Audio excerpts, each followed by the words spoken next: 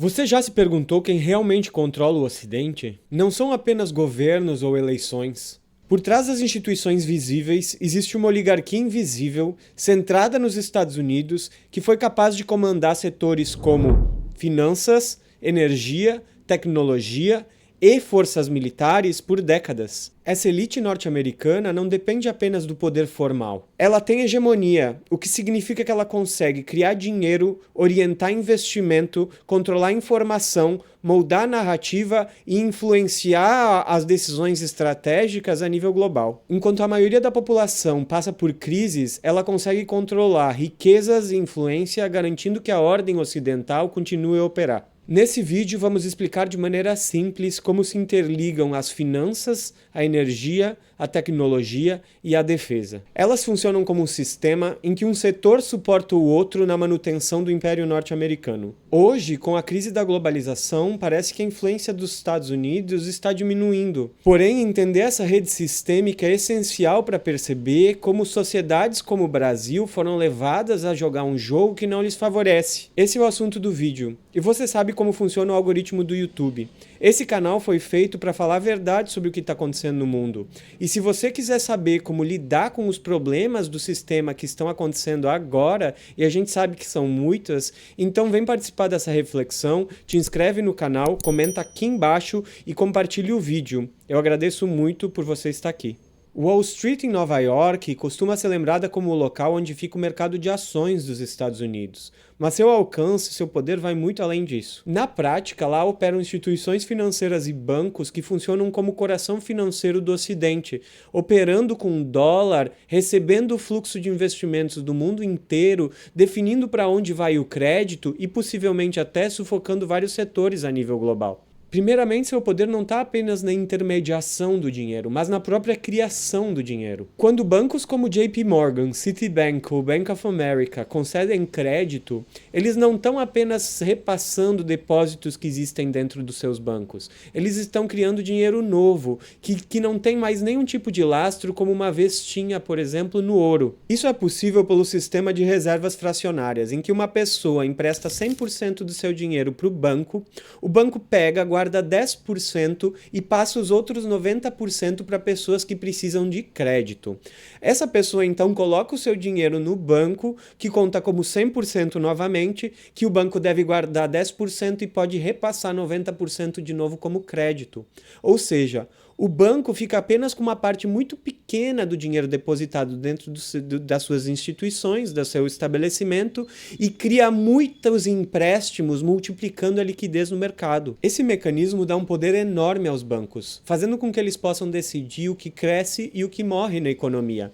Quais setores, quais empresários recebem dinheiro e quem que fica endividado com eles. Na busca de lucro rápido, ao invés de investir em setores produtivos, em inovação e em geração de empregos, os bancos e os investidores preferem investir em ativos especulativos como ações, imóveis e derivativos. O resultado é que o mercado financeiro funciona como um videogame, em que os operadores ficam olhando para as telas que sobem e descem nos microsegundos, se distanciando muito do que acontece no longo prazo na economia real. Dessa lógica nascem crises e bolhas financeiras que atingem centenas de milhões de pessoas, mas que por algum motivo não derrubam os bancos que agem de maneira irresponsável.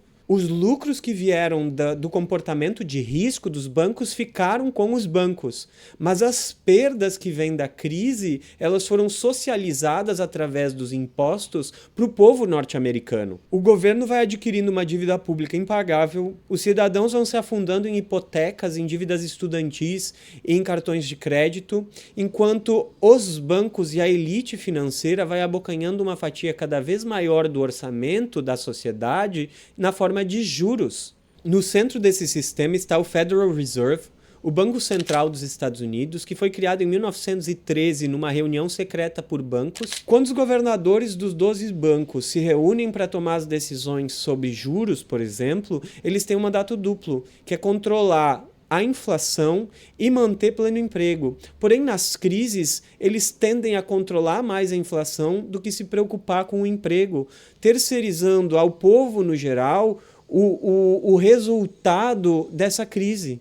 O povo vota no presidente dos Estados Unidos, mas o presidente dos Estados Unidos não controla a instituição que, através dos juros, tem impacto no mercado de emprego dos americanos, ou seja, não existe um controle da população sobre o sistema financeiro. Somam-se a isso instituições de investimento, fundos como BlackRock, State Street e Vanguard, que junto administram quase 25 trilhões de dólares e participam em quase todas as grandes corporações do planeta. Como o dólar é a moeda de troca internacional que todos os países precisam, então essa tríade de Wall Street, do Fed e dos fundos de investimento ditam as regras da economia internacional, determinando como funcionam mercados, sociedades e até a política de outros países. Enquanto o sistema financeiro centraliza os investimentos e protege a elite financeira, o complexo industrial militar dos Estados Unidos transforma esse poder em força estratégica. As empresas militares, em parceria com as Forças Armadas e o governo, garantem com que os contratos internacionais na era da globalização não sejam quebrados, protegendo então o interesse dessa elite financeira ao redor do mundo. O complexo industrial militar não é apenas um setor econômico, mas um mecanismo que une o Estado, as Forças Armadas, com a indústria para gerar lucro. Enquanto o Estado terceiriza para as empresas privadas a produção de armamentos e tecnologia de ponta, essas empresas dependem do Estado para contratos de compras de armamento e financiamento para suas operações privadas. Veja, se as empresas precisam do Estado para ter lucro, para crescer, então fazer guerras é algo positivo para aumentar o lucro. Existe então um alinhamento entre o orçamento do Estado e os interesses corporativos, fazendo com que essa elite busque controlar as decisões estratégicas sobre defesa do governo norte-americano. Empresas como Lockheed Martin, Raytheon e Boeing, elas não só lucram com a venda de armas, elas influenciam governos aliados e lucram com conflitos prolongados. Desse modo, o militarismo se torna um instrumento do poder econômico, consolidando a ordem internacional encabeçada pelos Estados Unidos da América. Tecnologias que primeiro são desenvolvidas para fins militares, como GPS, sistemas cibernéticos, inteligência artificial, aviônica avançada, acabam servindo também para fins civis, quando elas se internacionalizam e permanecem sob controle dessas grandes empresas internacionais. O sistema financeiro ele busca maximizar o lucro através dessas empresas militares, participando dos seus conselhos decisórios e fazendo lobby junto ao Congresso e o governo para manterem um sistema, uma operação de guerra em funcionamento que gera benefícios para uma elite financeira. Os interesses estratégicos e corporativos eles meio que se reforçam, fazendo com que haja um ciclo que é muito difícil de romper. Porém, essas operações militares, elas não acontecem de maneira aleatória. Normalmente, elas têm uma função bastante específica, que é, por exemplo, controlar o fluxo de energia a nível internacional e manter as rotas comerciais abertas. As grandes petroleiras como Shell, Chevron, ExxonMobil e ConocoPhillips, elas são peças centrais nesse jogo. Elas controlam parte considerável da produção e da distribuição de energias no mundo, assim como estão ligadas a interesses financeiros de Wall Street e são asseguradas, protegidas pelo complexo industrial militar e as Forças Armadas. No passado, com o chamado Cartel das Sete Irmãs, essas empresas elas controlavam os contratos internacionais e os preços internacionais do petróleo, garantindo um poder econômico e social enorme. Esse sistema se institucionalizou na década de 1970 com o chamado petrodólar, quando os Estados Unidos garantiu à Arábia Saudita proteção para o seu governo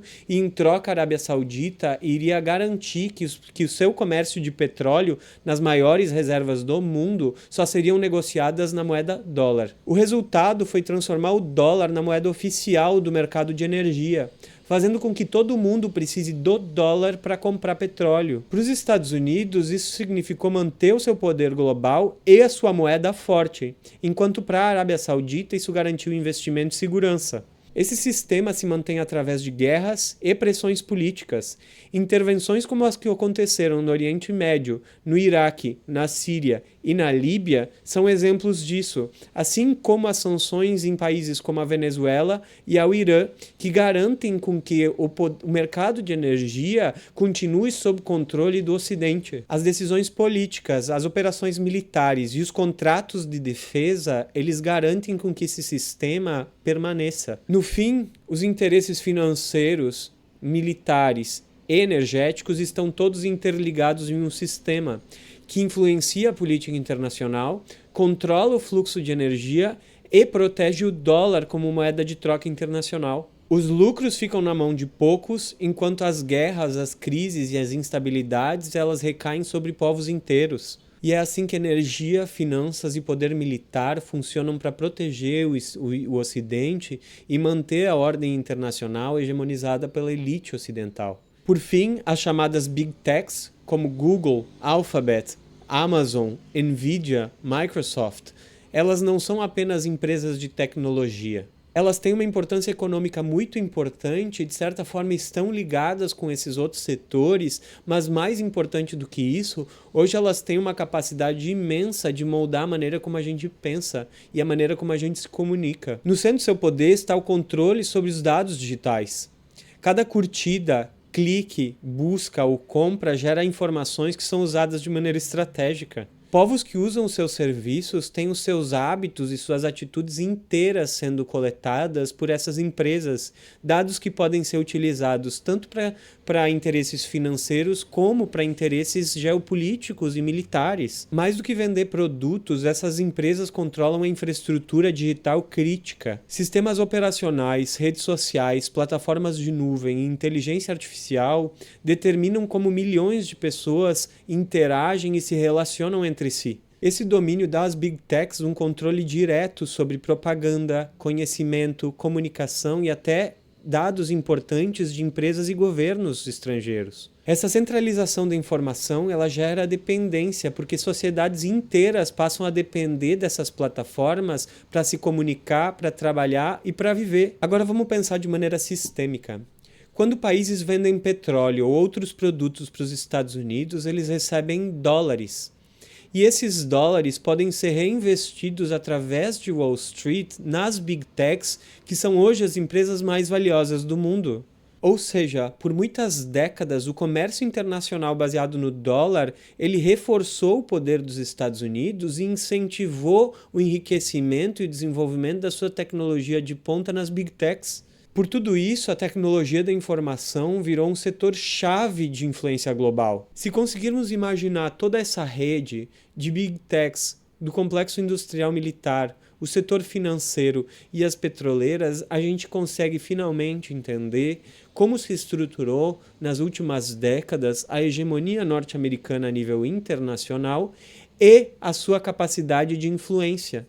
Portanto, a hegemonia dos Estados Unidos ela não se sustenta apenas em armas, mas em uma rede que integra finanças, energia, tecnologia e poder militar. Nesse sistema que imperou por décadas, Wall Street e o sistema financeiro controlam o capital global. As grandes petroleiras fornecem a energia e mantêm o petrodólar. As grandes corporações da tecnologia, elas controlam a informação, os dados e a propaganda. E o complexo industrial militar fornece as armas para a proteção desses interesses. Juntas, essas forças garantiram aos Estados Unidos a capacidade de manter a sua ordem e de influenciar mercados, governos e sociedades em escala global. Entender essas engrenagens é vital para o Brasil deixar de ser um espectador desse jogo e começar a tomar as rédeas do seu próprio destino. A gente precisa lembrar que hoje o Brasil é quase que um paraíso para especuladores financeiros, nossos recursos naturais estão abertos às corporações internacionais,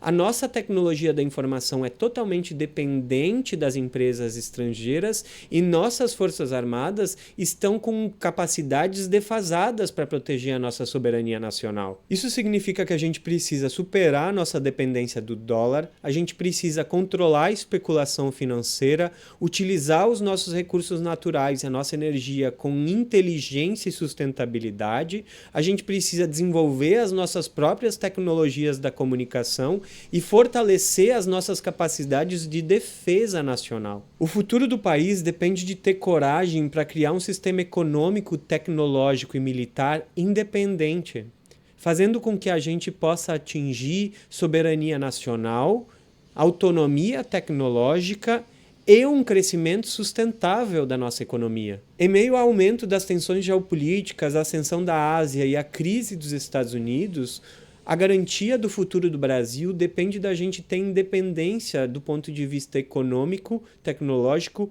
e militar. Nossas decisões estratégicas elas devem priorizar a soberania nacional, o crescimento sustentável e o bem-estar social da população brasileira.